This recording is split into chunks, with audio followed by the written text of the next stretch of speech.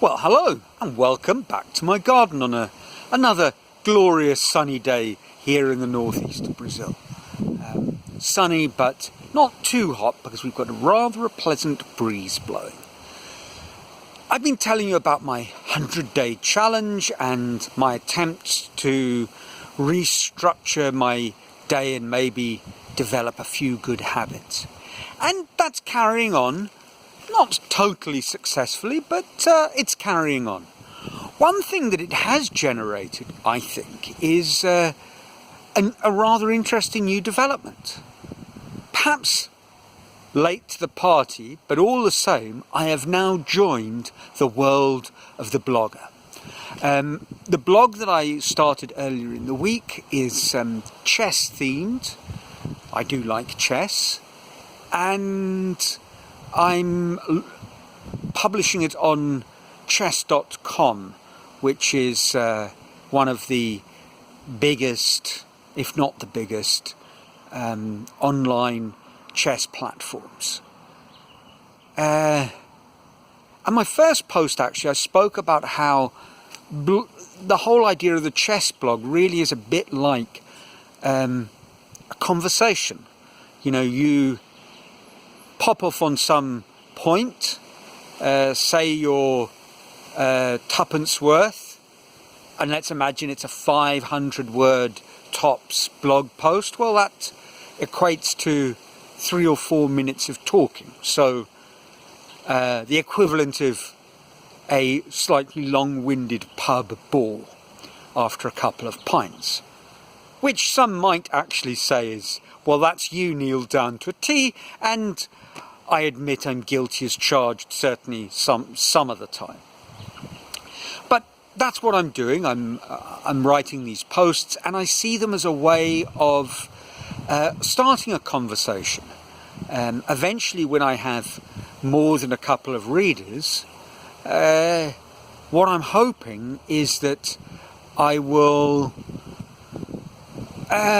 begin some sort of interchange between various people on points of common interest.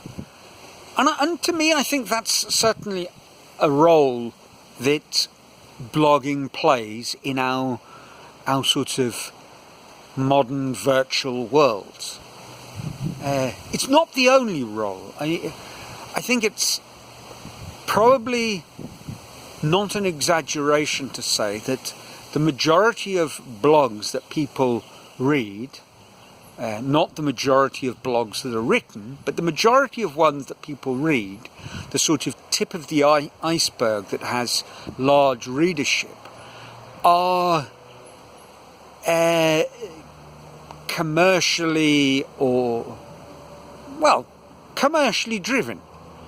Not or anything. They are written with a long-term plan to generate some sort of business. They are part of a strategy. Occasionally these very successful blogs are part of one person's sort of attempt at doing something of real service to the community, sharing what they know and all of that good stuff. But very quickly one feels that the word monetize is tied in somewhere to that line of thinking. And I'm not knocking that. That's absolutely okay. Nor am I suggesting that those bloggers are in any way disingenuous. No, I think they're pretty upfront about what they're doing. But there's something about it, the kind of the conversational tone, and if the blog sort of is subsumed into its cousin's world, the newsletter, and very often it's the same piece, just shared in 2 different formats and on 2 different platforms or through 2 different means of distribution. Search engines or a mailing list. Your name appears at the top of the list, the language is very personal, the tone is very conversational. but you know that they're not having a conversation with you, because very often the best access that you have might be via Twitter, but what you write is not going to be responded to by the person you're writing to, not in the slightest. And that, as I say, that's okay, but it's clearly not a conversation in the sense that I mean a conversation. That thing where a bunch of you are gathered together in a room around a table, perhaps, or standing up, it might be, at the bar counter, and you're chatting about something. And someone might share a quite detailed, coherent, connected line of thought, and then other people might talk about it, and we go backwards and forwards. But we know, at the very least, we have a good idea who each of the people is that's talking. We give kind of equal credibility to each of the people in the conversation. In this sort of marketing version of the blog or the conversation, it's very often better described as a guru talking to his disciples. And even if he answers the questions personally, the sort of position within the hierarchy is much more clearly defined. And I was thinking about this point, and it struck me that, if we're going to have these conversations in this virtual setting, there's only so many we can realistically have. Rather like you can only have so many good friends, and you can only know so many people within your social circle. You might have 1,000 friends on Facebook, but you might really have, in that old-fashioned traditional sense, 3 or 4 friends and 50 good acquaintances, and maybe another 50 people whom your connection is mutually one of, well, I'd recognise them in a crowd, probably know their name, but that's about it. I don't know terribly much about that person. And what I want to use my blog for, actually there are 2 purposes, and I'll get to the second in a moment, but my first and immediate purpose is to use it eventually as a way of connecting with people. And if I'm going to do that, I felt the first thing I need to do is follow a couple of well-chosen bloggers and join in the conversation with them. And that's been wonderful, actually, this last week. I've been reading the blogs of a chap, Armand Spencer, who appears to hail from England, although one can never really be certain if one's name is really real name, and if the country of origin is where the person actually lives. Does it matter? I don't know. But we've exchanged, at this point, a couple of conversational points. I certainly wouldn't say we're friends, but we're starting a conversation, a sort of first meeting in the pub after perhaps our 2 clubs had met in a league match.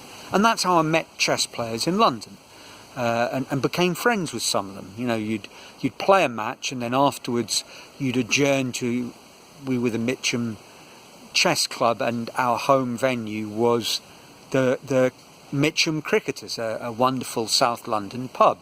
And we'd adjourn to the pub. The games were played in a sort of conference room on the 2nd floor, and we'd adjourn to the pub where we'd talk about the games, and you would make friends with people, and that's the way I see this developing, and if I want people to interact with me that way, obviously a good place to start is interacting with them that way.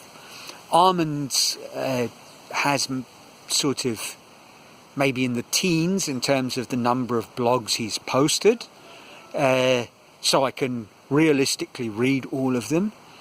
They're interesting and certainly connected to the sort of content that I want to share as well, in some ways, in the long term.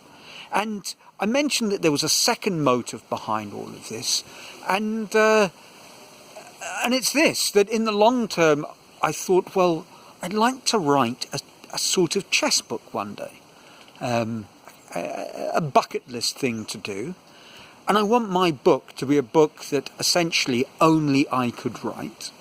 I want it to be personal in some ways, but I want it to have quality content and for there to be a reason for people to read it beyond those who are curious because they already knew me from my chess playing days.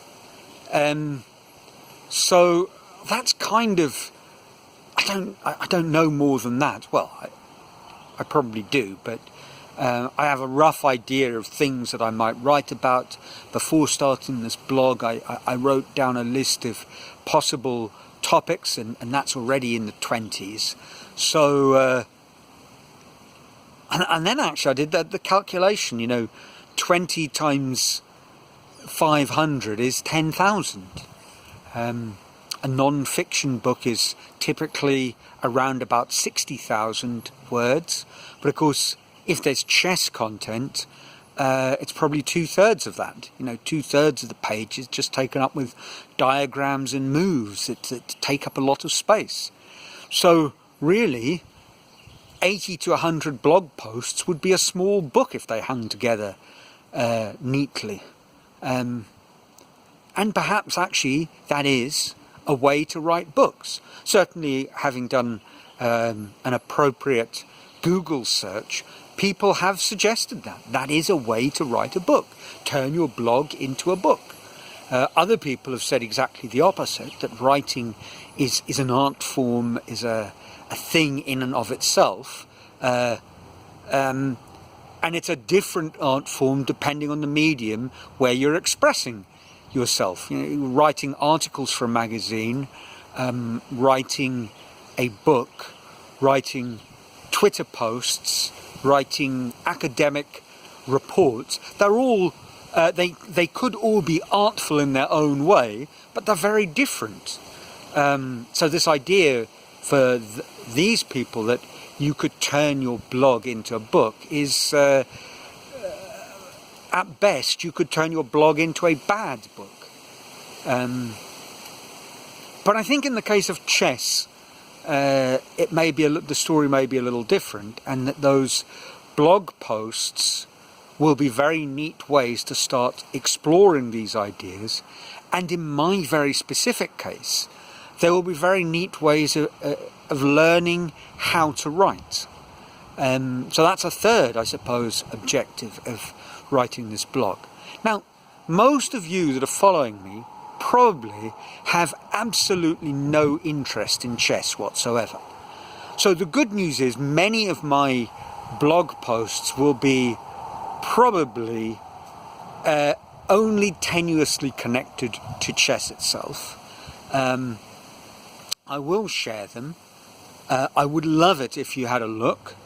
Or equally, and now this really would be something that would make me thrilled beyond words, although I'm never beyond words, let's be honest. But it would make me thrilled if you shared it to an potentially appreciative chess player. And all that seems to me to have spun a little bit out of the start of my 100-day challenge, which frankly had nothing to do with starting a blog. Although it did, part of the challenges was to develop a writing habit. So of course it has everything to do with the 100-day challenge, only it's not the way I envisaged my writing habit would develop. So let me know what you think, and I'll contain a few appropriate links in the description below. As always, I trust you're safe and well, your lives are filled with joy, and until next time, from sunny Brazil, ciao.